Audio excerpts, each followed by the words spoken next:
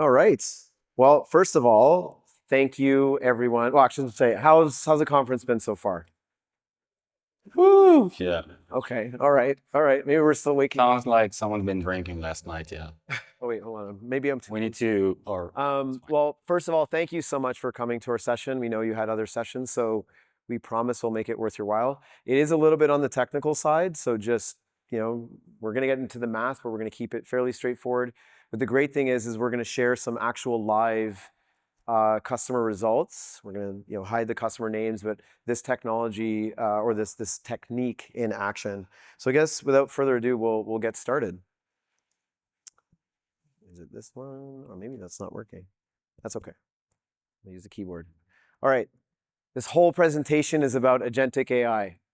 Just kidding. I'm sure we're all overwhelmed with all the buzzwords in the show floor if you've seen agentic AI.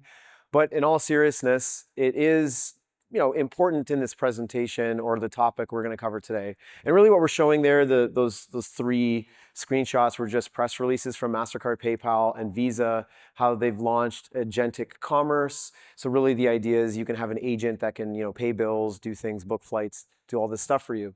But the one that's really important is the one kind of in the middle, right? It's AI browsers. And when you think about the web, right? Go back to the 90s. When you went online, you'd use Yahoo or what was it? Was it Alta Vista? What was the other one? I think Hasta La Vista. Hasta La Vista? Yeah. No, not Arnold Schwarzenegger. Something like that. Yeah. Anyway, you had to see a catalog, right? A categorized website. So you'd go like, oh, travel or weather, and you'd have to go through. Then you had Sergey Brin and Larry Page that thought, their vision was you'd start off and it would be like a search bar.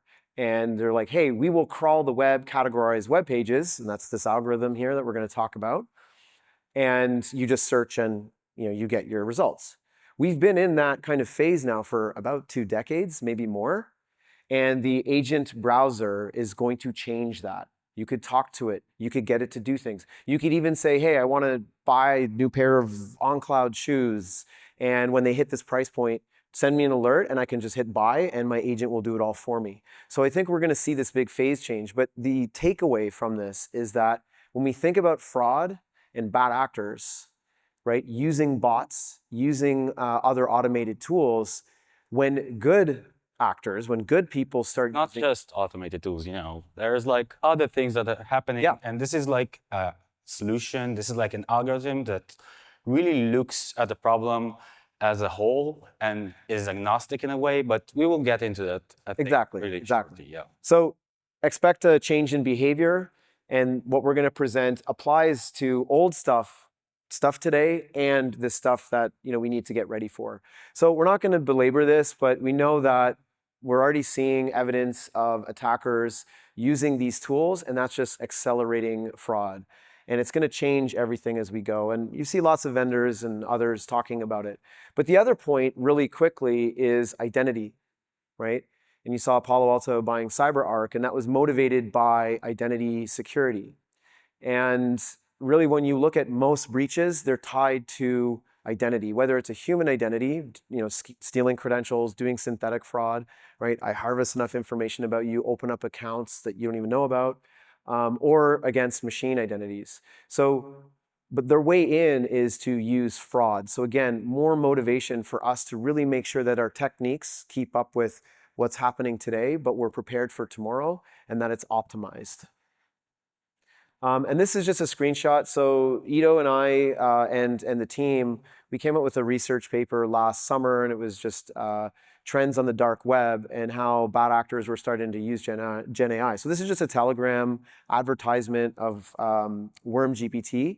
And it was like 6 months after the public release of ChatGPT, we saw WormGPT. And you can see that the bullets there are just really the advertisement. It can do business email compromise, help you with reconnaissance and all that. And then the bottom is like product-led growth. So they have like the 3-month package. Yeah, I think I bought the third one. You bought the third one? The 3 months. Anyone here use this stuff? Show of hands.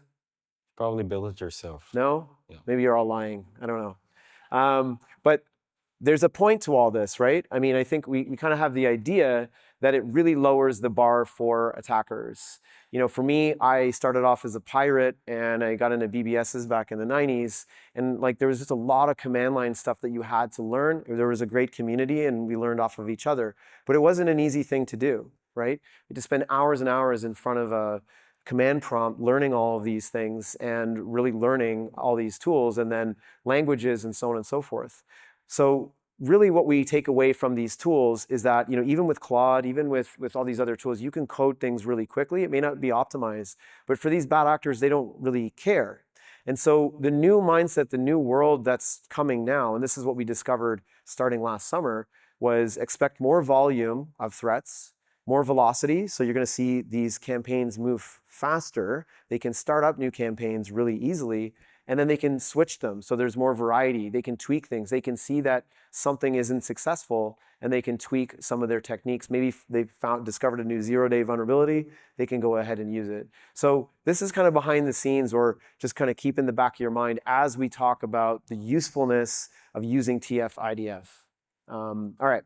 So this is what we're here for today. This is what you've signed up for when you came to this session. We are just really going to talk about how we need to prepare for this new world of fraud, but also take care of the other stuff. We've mentioned that many times. And we're going to unpack and define what TF-IDF is. We're also going to talk about, we'll touch on it, Google doesn't use it anymore. They use a new algorithm. So we'll talk about that.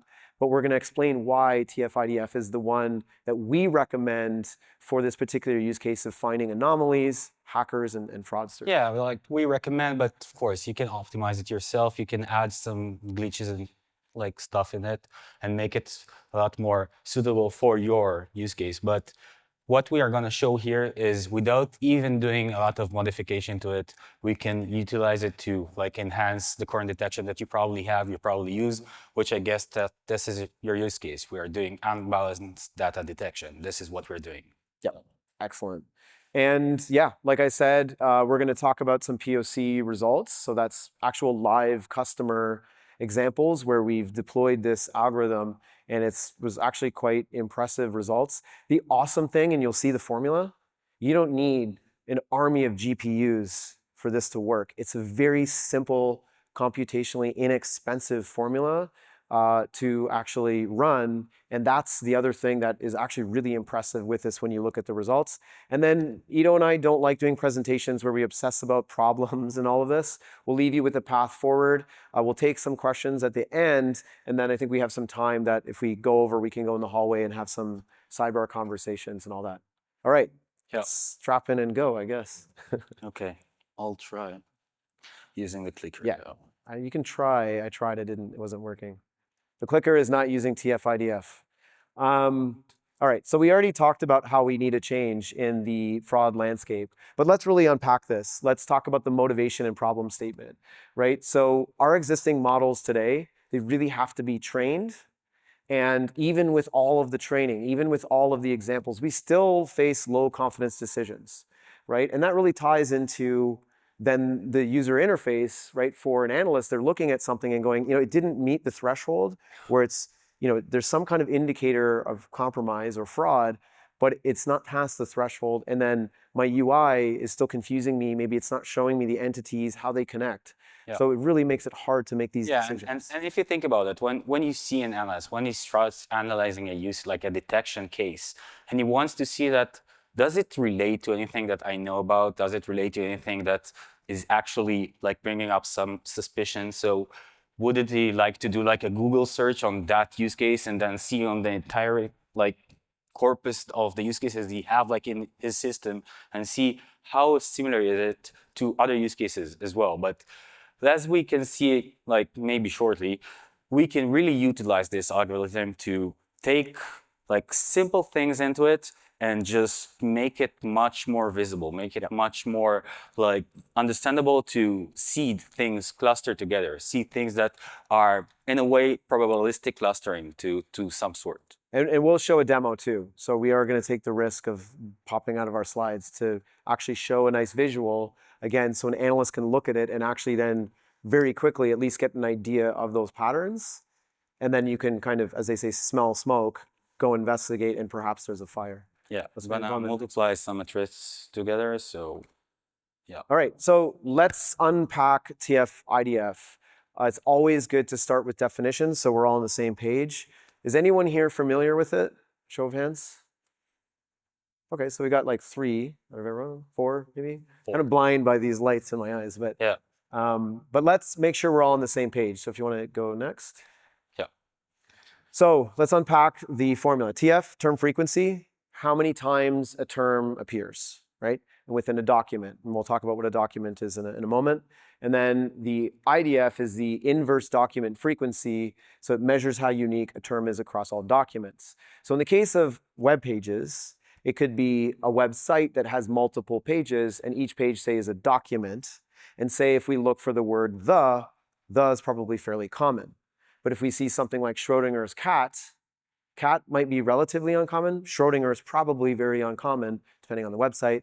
But you might only see that once. So we'll talk about the formula, and when you see the formula, we can start to see these patterns, right? Yeah, and if we think about it in our sort of data and probably in yours as well, it really depends on what you're looking at. And as like David mentioned, like we have OS system, which can be Windows, and this is like super frequent and doesn't say anything. But if we're looking at, let's say, a GPU, like a specific GPU, someone is using like GeForce 9200, whatever, and this is like more specific. And if we're looking at things that come together and we're not just looking at one feature or 2 feature, but we can combine like, we can start from like a couple of dozens, but it can go up to like hundreds.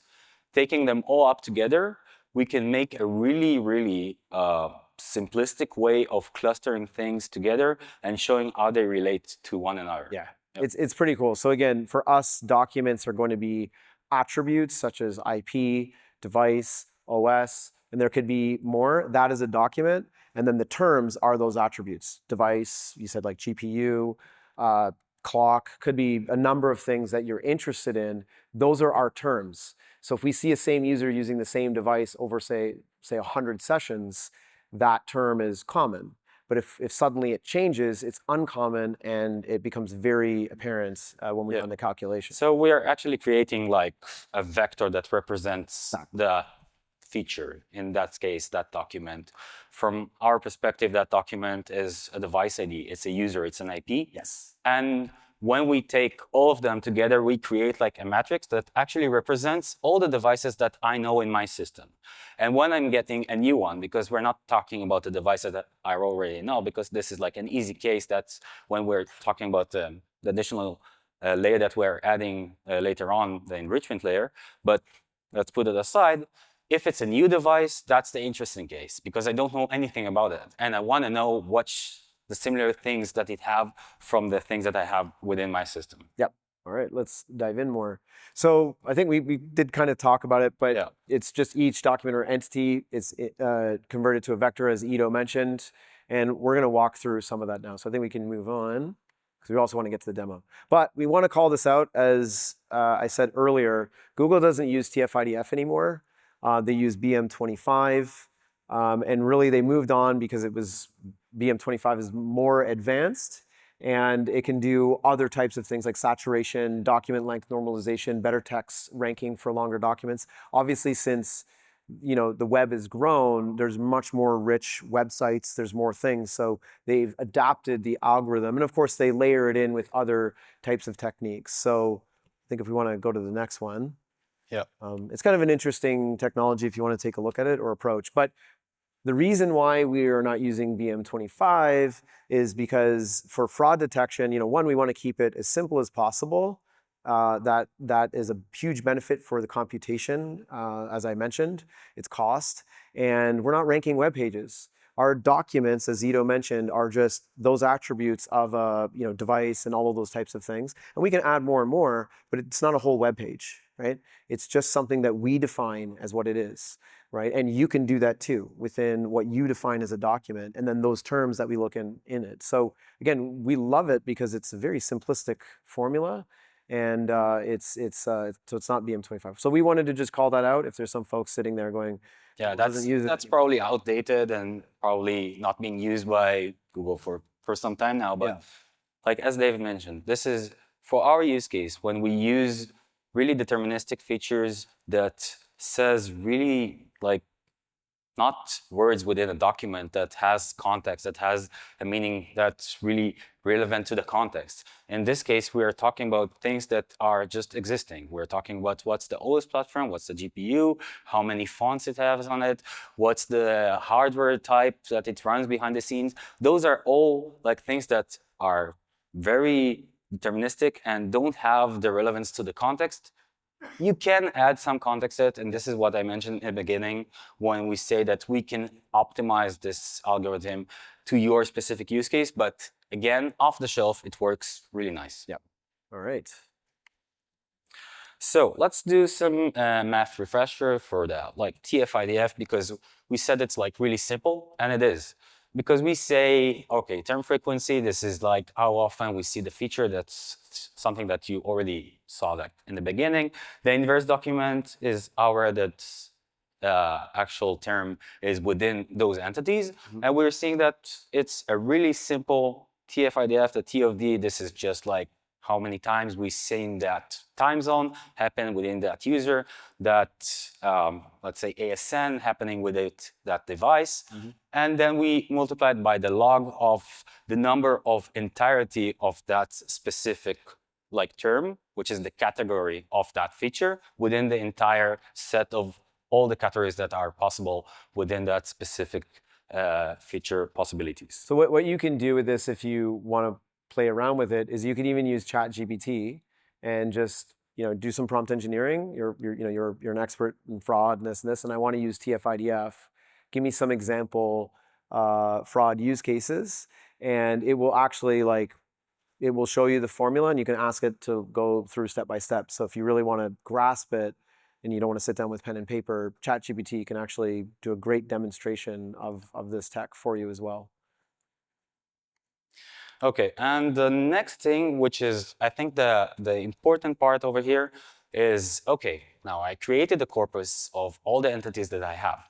I want to know how similar one entity is to the corpus that it's a known entity, it's a new entity, and I want to see how similar it is. So what we've done, this is like the most simple things that people are doing when they're using TF-IDF for similarity. They're doing some cosine similarity, which is the calculation here. This is like just some linear algebra, not that much, but just like multiplying vector with the matrix and just getting what is the angle between that entity to another entity within that matrix. When we're doing that multiplication, we're getting like an entirety matrix, which is the same size of the first one, like the corpus, and we're getting the size, which is how similar each entity is to the first entity that I'm looking at. I'm actually like checking like one time, how similar is it to all the entities that I already know about in my corpus.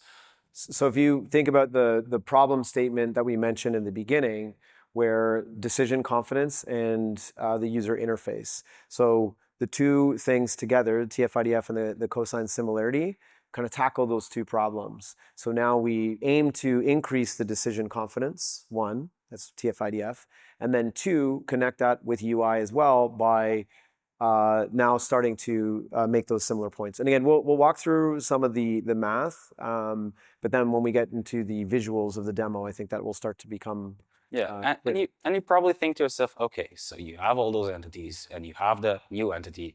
Okay, I've seen who is similar to which, but what is actually gonna show up in the next slides is we're actually enriching our matrix, our corpus of all other entities with things that we already know. This is the context that now we're adding.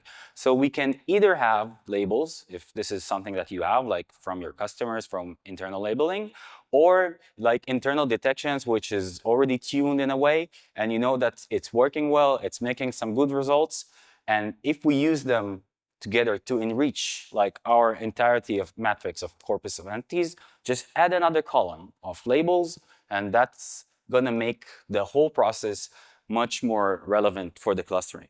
And again, as we go on as well, if you want to play around with it, get a copy of the presentation. You can take that formula. So say you got ChatGPT to make some samples for the TF-IDF as it pertains to fraud. And then you can start to use these formulas to start to get an idea of how the data would start to come together. Just, again, so you're grounded in what it's actually doing. Yeah, and it's like really easy to extend it. Like you can do that training like once a week, once a day, depending on like how frequently you need it to be and depending on your attack surface. But for our use case, when we saw it's working even for once a week and it's making like really nice results. And it's nice because you don't need to make iterative calculation over and over again. You can just take the last week that you missed and add it to the matrix that you already have. Yep. So I think we covered a lot of this already. All right, so now we're going to get into actually unpacking it and building it out. So we'll go through this. Yeah. So this is just like a representation how it looks. I don't know if you have like a visuals of how this matrix should look from your perspective. So we have like in this like example, like we see like entity 1, entity 2, and entity 3. Well, I don't know, it's like it is visible. And we have like the features, and all those features have like categories and within them. And the categories means that, let's say that device attribute 1, meaning that it's the time zone, network attribute 1, meaning that the IP connection type, and profile attribute 2, meaning that how long do I know this user, but you need to bucketize this because you can't use it in a numerical value because that makes some problems when you try to do the TF-IDF. So if you take them all together and you kind of smash them like into like a single matrix, you get the matrix corpus of your entirety of entities that you see within your system. So like if we're talking about device IDs, it could be like millions, hundreds of millions. It really depends. If we're talking about users, like really relevant to what you're actually trying to solve. Yep. No, go ahead. Cool. And that's the part where I talked about earlier. This is where we're adding the context, where we're adding what is actually important to us when we're doing that search. Because we're not trying to just find, okay, this is a new entity, and it relates to 50 other entities. But those entities, what do I know about them? Do I care if they similar to them or not? Maybe they're like neighbors. Maybe they bought the phone in the same store. Maybe I don't really care if it's without a context. So this is like the point where we take the things that we already know, like in this case, could be labels or internal detection, and add them together. So so to map it back as well, like with some of our the POCs or the POC data we're going to show, it depends on the customer's use case. So one of them is a mobile network operator, so the fraud patterns are slightly different, and the other one was it's a bank, right? Yeah. The other one is a bank, and these are again either browser sessions, mobile sessions. So again, based on the context, it's gonna change what you're looking for specifically. And the context is important, right? Because at the end of the day, these are just dumb formulas that will run. It's going to be up to you to add that context. And that's why even with this mobile network operator customer, it's not exactly the same, but the math and the techniques under the hood are exactly the same. Yeah, that's completely right. This method is agnostic to what you're trying to solve. It doesn't even means like if you're trying to solve like new account fraud, it has like its own things. If you're trying to sell account takeover, if you're trying to sell whatever you want, that's actually working because you're adding your context. This is like the label column is your context, and this adds what you're trying to solve to within the problem itself. So that's the cool part, because when you're doing that, really completely agnostic. Okay. So this is like the whole full like process, what we do. We have what is known like in our case, that's fraud. So we're taking the fraud, adding it up to it. We are getting a new entity. Again, if we already know that entity, it doesn't matter, because like if I know that that entity has some fraud cases which are already discovered, so I probably would want to block it or challenge it in a way. So we're talking about new entities, and then we are doing that multiplication of like the new entity vector and the context of the corpus, and we are getting, if it's over some threshold, and this is like a process that needs to be done on your end when you are talking with your data, because that's something that's actually needs to be tuned in a way. We're going to talk about it as well. Yeah. And assuming you tune it to what is your current precision requirements right now, let's say you are working in a realm that needs like 99% precision, it could work. If you need 50% precision, it could work. If you need 20%, you can tune it either way. And you will see that on that tuned precision, you will get additional recall without even knowing that problem. Yeah. That's completely crazy. So you can adjust how aggressive you want it to be. Again, it depends on the risk tolerance and the risk profile, and even sometimes the use cases. And for some regulated industries, they already have thresholds that they aim for. Again, it's very customizable based on the scenario. Cool. So this is just, again, like taking a new entity. We have the corpus of all the other entities, and we just like do the cosine similarity, and we're getting to how close this entity to my known corpus with labeling within it. And this is the similarity scores that I'm actually getting. Like, how close are they in terms of the angle between like those vectors? Okay. So here we're talking about the process. We are doing clustering, then we're doing tuning, and then we can use like the things that could work behind the scene. There are other algorithms that are maybe more like, in a way, more precise or more easy to understand. But really, in our case, we see that even using the most simplistic one, which is just cosine similarity, we can get like really nice results. Yeah. We can go ahead, yeah. Okay. Cool. So in terms of why we want to trace like two entities that are really close to each other, but it's not meaning that we're going to get exactly the same vector for them. We want to see how close are they. And it's really fast, really scalable, because as you can probably understand, it's not really a hard multiplication to do. I'm not talking about like gazillion features that makes my matrix like super sparse and long. No, that's not the case here.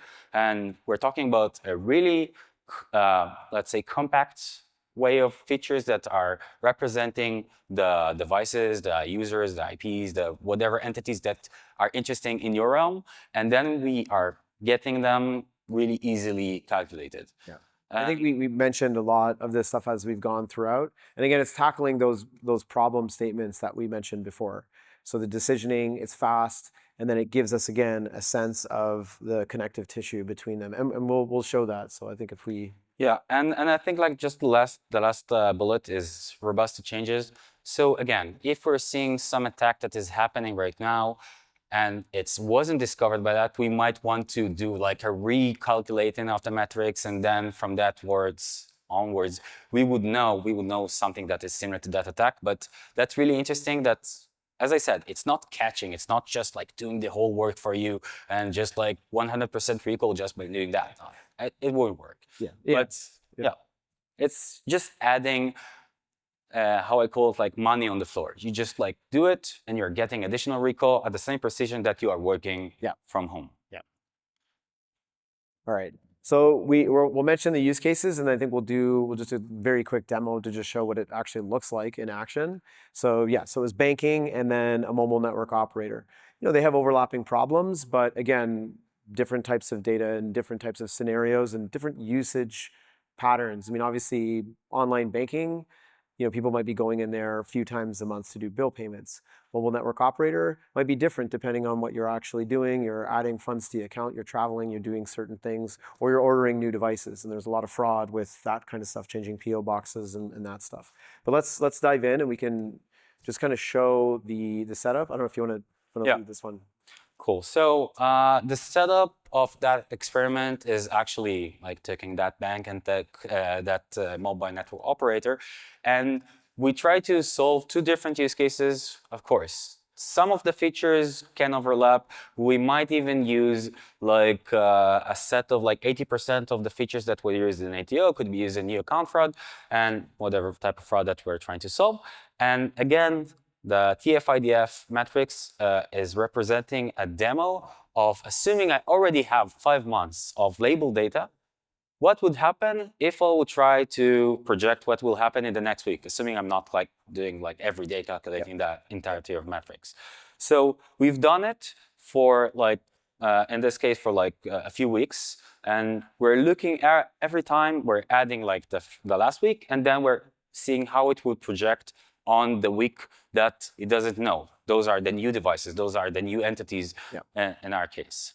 But you can, I'll mention a very quick use case. So we're focusing mostly on like these here like consumers coming to some kind of external facing portal. But if you think about an employee internally, you could even apply this technique to ransomware.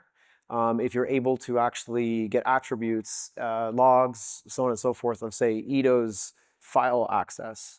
And maybe on a normal day, maybe Ito only accesses 50 files an hour. But that could also be an attribute, right? Well, I don't know what you're doing, maybe. Right? But when I was a Gartner analyst, I interviewed lots of companies, and the only way they caught ransomware in action was they were looking at file read-write, and they saw a user that was like, I think, 100 files an hour. Then it was like 10,000 files in 5 minutes. So they stopped, and then stuff was encrypted. But that is an attribute that you can use, and use TF-IDF to even look at historical data, and then use that to at least baseline the users. Again, it's very simple, but it's another use case that we could talk about. And don't forget to bucketize when you're using numerical features.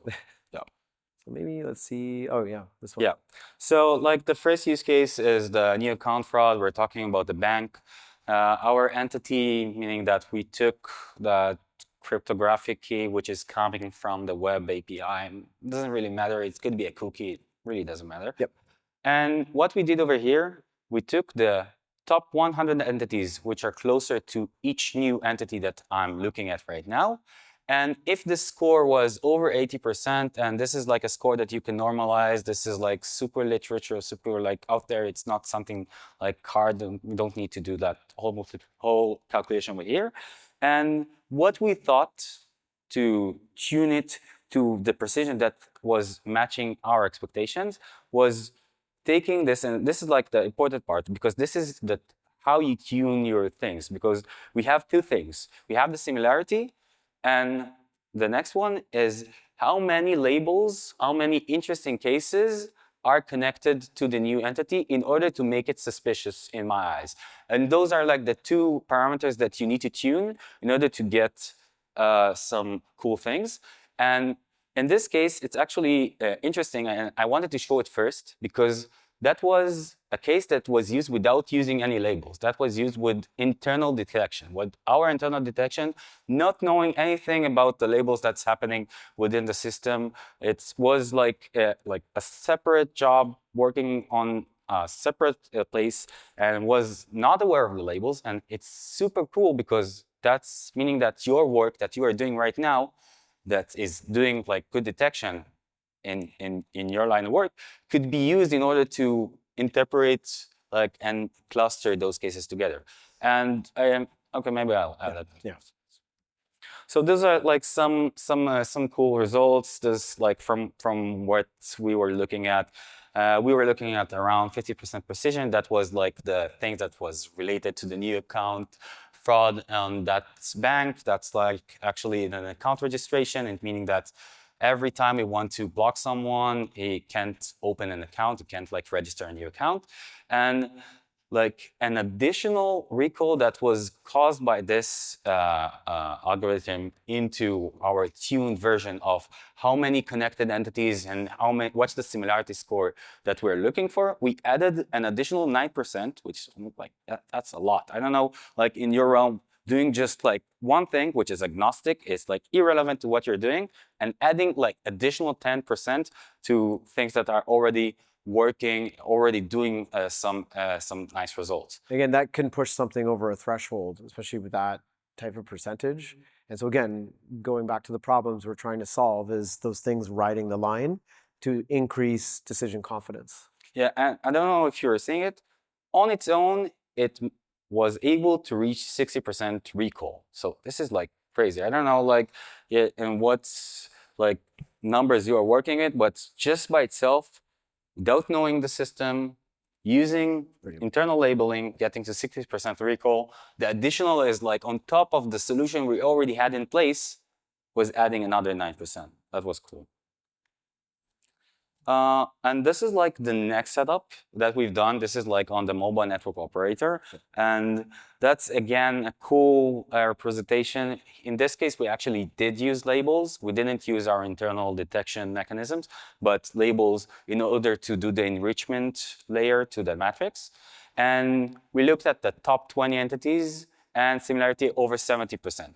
As you can see, those are the terms that we need to tune in order to reach that certain level of precision that we're looking for, or that certain level of recall we want to add. Yeah. It really depends. And again, it's important to see that it won't solve the whole problem, but it will add additional stuff to your current existing detection. And as I said, it's like really money on the floor from where I sit. So I think we only have like 4 minutes, but we'll blast through some of these to show you, give you a visual. So I just wanted to show some visual representation because everybody likes to look at stuff move. Okay. Yeah. So that's what we've done here is we took all the labels that we already had, and this is like the mobile network operator, and we took over which one is closer to over 70% of them. And those are like all the cases that we're looking at. You see, this is like a label here, and I want to move it. Come on, move it. Never mind. I'll move it in the next one. So we're seeing a label, and then we see which one is connected to it. And the orange dots are all the cases that are considered to be fraud in the new week, meaning that those are cases that I want to find. And the green dots are all cases that are not fraud. This is like false positive if I do find them to be fraud. And the red dots are all the labels that I have within my system. Again, could be internal labeling or external labeling, it doesn't really matter. And when I apply the next tuned term that we have, let's say over 4 labels connected to it, this is what I'm left with. You see, it's much more small. And this is like actually, as you can see here, when we have a new case, it's usually connected to a lot of bad labels. You see, like we have this case where this is like a false positive. You can see my mouse over here. Oh, yeah, there you go. So this is considered a false positive, and yeah, okay. Maybe we were wrong about that, but that's what precision is. You're not 100% precise. But as you can see, in the like majority of cases that are within this, those are cases that really were able to find the nice stuff. So, and I think we can. I think that's it. And I think so we got a couple minutes, and we do want to take some questions. So maybe maybe I'll talk about. Yeah, that's cool. Maybe just a fast thing about that. You can use it even to do like the other way around, not just finding fraud. You can like find trust cases. So that's really nice. Okay. And I think we have so you'll get a copy of the slides, and then this we weren't intending. If you can make that full screen. Yeah. Just as a reference. So if you are interested in it, highly recommend playing with Claude or ChatGPT and running some test cases so you can really wrap your head around it. And then these are just some recommendations for your approach. Again, you can apply it to internal users, you can apply it to external users, you can apply it to agents as well. If you're worried about agents, you can start to use this. I didn't want to get into it because we didn't have enough time, but I also was using TF-IDF to flip it. So if you're a hacker or bad actor, you're like really trying to get into a particular site, you could use the same technique but in reverse, meaning that you can learn behaviors of a good user, and then over time you can start to determine where you can tweak it to start to make your fraud look normal. So that's another case that we don't have time to go into. Maybe you have like time for one question. Yeah, let's go and do that, and we can take after. Are you able to hear me? Yeah, so the thing is, in the matrix, you're mentioning the device attributes and the network attributes, right? Yeah. So what would be the typical factors for considering the network attributes to be a fraud kind of thing? So what factors do you consider in that? So that's the whole case. It doesn't need to be a factor to make them fraudulent. You just add them as something that characterize the entirety of the entity itself. Yep. And that algorithm, that cosine similarity, will show which one is similar based on them. And if they won't be important, maybe during the tuning, you will choose to use other features instead. Okay, so like in the network, like would you consider the data flow or what type of ports are being open or like that kind of thing? So It could be if you boil. So the point I made with ransomware, it could be if you determine key attributes, right? And it could be of a user group. What we were showing were use case scenarios like account takeover. Everybody likes some technical difficulties. We can open. Okay, that's okay. But that's the beauty with this equation, right? And the cosine similarity is that you'll need to think about the context of it, and then you can add the relevant attributes. So in the case of ransomware that I mentioned, if you're able to get an attribute of file read-write access, in theory, you could use that as one of the attributes that you start to use TF-IDF against, and then the cosine similarity. Okay. Thank you, guys. Good question. Thank you.